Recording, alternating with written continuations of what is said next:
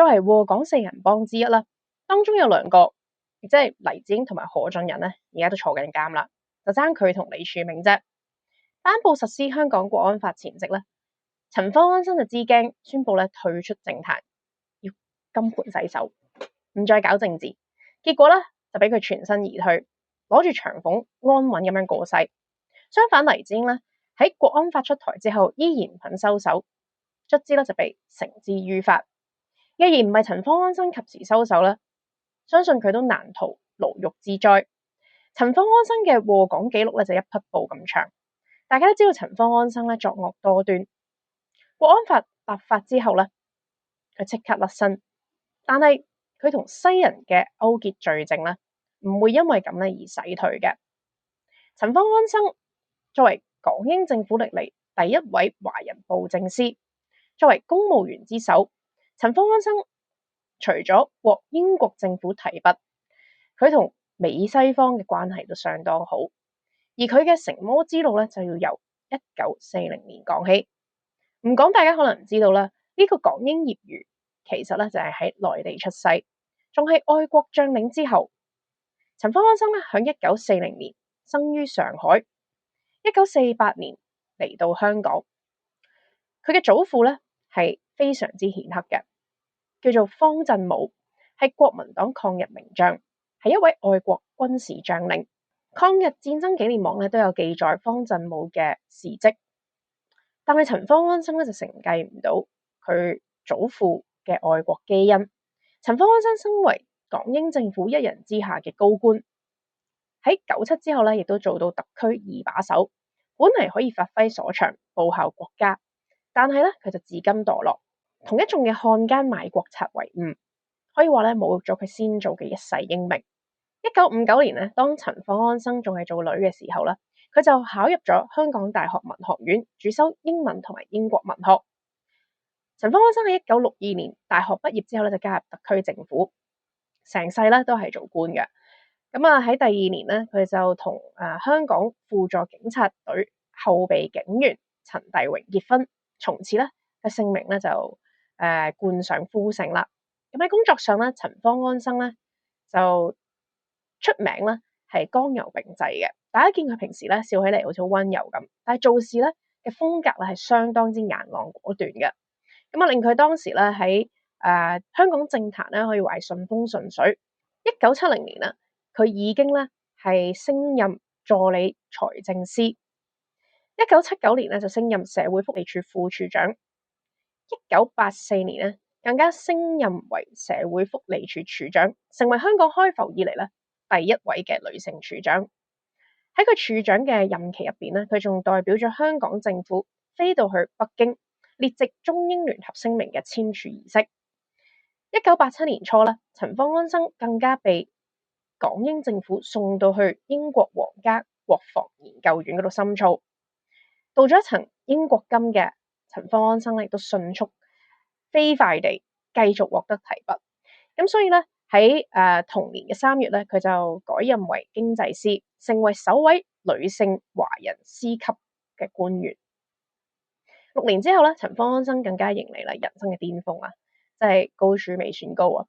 1993年11月咧，佢就獲時任嘅港督彭定康委任，接替霍德爵士，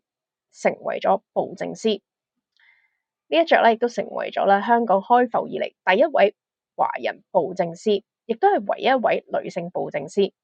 布政司即係咩咧？布政司咧就係英國聯邦國家同大英帝國殖民地嘅政府一個重要嘅職位，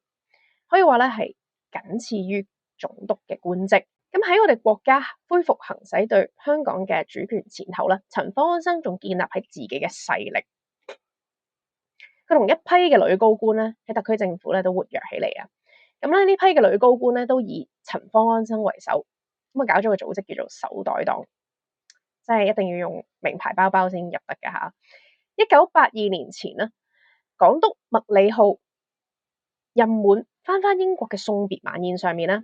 呢班嘅手袋黨咧，大家都攞住手袋仔登台獻唱，所以咧佢哋手袋黨呢一個組織嘅名咧，就此咧就被傳媒咧都報咗出嚟啦。1997年，陳方安生嘅職業生涯咧就並冇結束，可以見到佢嘅野心更加大。喺97年咧，佢就被任命為第一屆特區政府嘅政務司司長，甚至咧同時任特首董建華一齊咧前往北京，都可以話咧係喺特區政府嘅官職入邊咧係一人之下嘅。咁嗰個時候咧，陳方安生咧已經非常之懂得去搶 C 位嘅。除咗搶 C 位咧，佢仲非常之懂得搶鏡。佢着咗一身嘅紅衣出席我哋香港回歸交接儀式，當時真係俾佢搶到個 C 位噶，佢係企正正喺中間噶。咁陳方安生接受訪問嘅時候咧，佢就回憶喺港英政府最後嘅48小時，佢話咧，左右咧都係佢團隊嘅成員，所以佢咧喺中間都好自然嘅事啊。佢就期待咧英國人嘅勢力咧可以繼續管理香港，仲話咧應該一切咧都唔會變，除咗換個國旗，有個行政長官取替港督。佢話其他咧樣樣都係照常運作嘅。陳方安生認真係口不對心。97前咧，陳方安生的確咧就係為港英政府效力，但係97之後亦都唔代表咧真係換咗個國旗，佢就為特區政府效力，就效忠祖國。陳方安生擔任政務司司長期間咧，都企圖將行政長官當成禮節性嘅虛偽領導。政務司司長咧，佢就認為係統領所有嘅公務員，係真正嘅管治者。而喺陳方安生擔任政務司司長期間咧，都冇少為董建華先生添麻煩。廣東省當時咧提出喺經濟上面同香港融合，興建跨境大橋，落實24小時通關。但係陳方安生當時咧就係唔同意。2000年4月咧，三建圓明園國寶喺香港拍賣，縱然我哋祖國咧係表達咗強烈不滿，但係陳方安生認為咧呢個係喺香港合法嘅商業活動，即係一句又係商業活動，所以咧就冇阻撓。咁所以咧我都總結一下啦，陳方安生咧一生人公開咧就有2個花名嘅，一個就係陳四萬。正正係因為咧，雖然佢行事作風果斷剛硬，但係咧佢都中意笑笑口，少女藏刀啊，大家小心。咁所以佢就叫陳四萬。但係咧經歷過咧，佢作為政務司司長，對好多我哋兩地融合嘅工作咧都諸多阻撓。央視咧就俾咗個花名佢，呢個新綽號咧就係港英餘孽啊。咁去到2001年咧，可能陳方安生自己都意識到咧，佢都冇乜機會可以做特首嘅，咁所以咧佢就發難啦。終於咧佢就辭職。雖然陳方安生咧退落嚟冇再擔任政務司司長，但係咧佢都冇就咁退休。佢多次參加7·1遊行，以高姿態咧去支持所謂嘅普選。2006年咧更加成立咗一個所謂嘅政制改革核心小組，研究香港嘅政制改革。2007年，陳方安生咧仲宣布競逐立法會議席，仲俾佢順利當選添。而陳方安生打後咧，佢都非常之熱衷去到美國告洋狀，唱衰中國，唱衰香港，遊走美國民主共和兩黨，人面非常廣。2014年咧，佢同李柱銘訪問美國咧，就獲得時任嘅副總統，亦都係民主黨嘅拜登接見，談及我哋香港一國兩制咧被削弱，核心價值咧受到衝擊等等，咁啊諸多抹黑啦。去到19年逃犯修訂條例爭議期間咧，佢就去到華盛頓，當時咧佢就獲安排啦，同時任副總統，亦即係共和黨主政嘅期間啦，就同彭斯會談嘅，討論到咧香港人權同埋自由，亦都有會見咧時任嘅眾議院議長佩洛西。咁所以咧，陳方安生歷年咧都不停咁樣告洋狀，透過老把戲去協助美國用施壓嘅方式去打香港牌。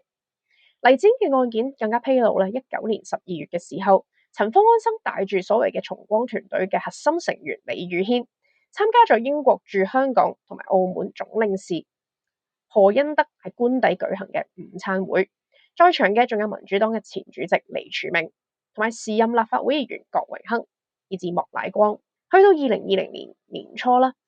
我哋香港國安法仲未實施之際啦，陳方安生再邀請李宇軒同埋陳梓華會面，就示威工作同埋其他賣港嘅工作咧交流意見。喺冇耐之後咧，所謂嘅重光團隊就加入咗由英國保守黨人權委員會委員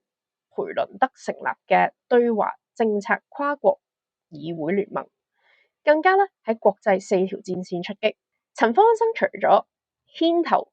參加黎智英嘅國際線大計，佢亦都同黎智英有非常之隱密嘅金錢關係。當時有唔少嘅物件外泄，外界先至知道陳方安生喺2013年至到2014年期間係接收過超過300萬嘅捐款，而捐款人就係黎智英，估計就係資助陳方安生嘅政治組織，所謂香港2020呢一個組織。咁呢一筆錢究竟俾陳方安生點用至今都係一個謎啊！但係都可以見到陳方安生都唔係唔講金噶。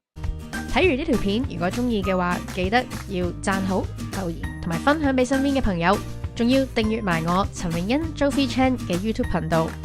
撳埋 See First 隔籬個啷啷，咁你就唔會錯過我任何一條短片噶啦。我哋下一條片再見。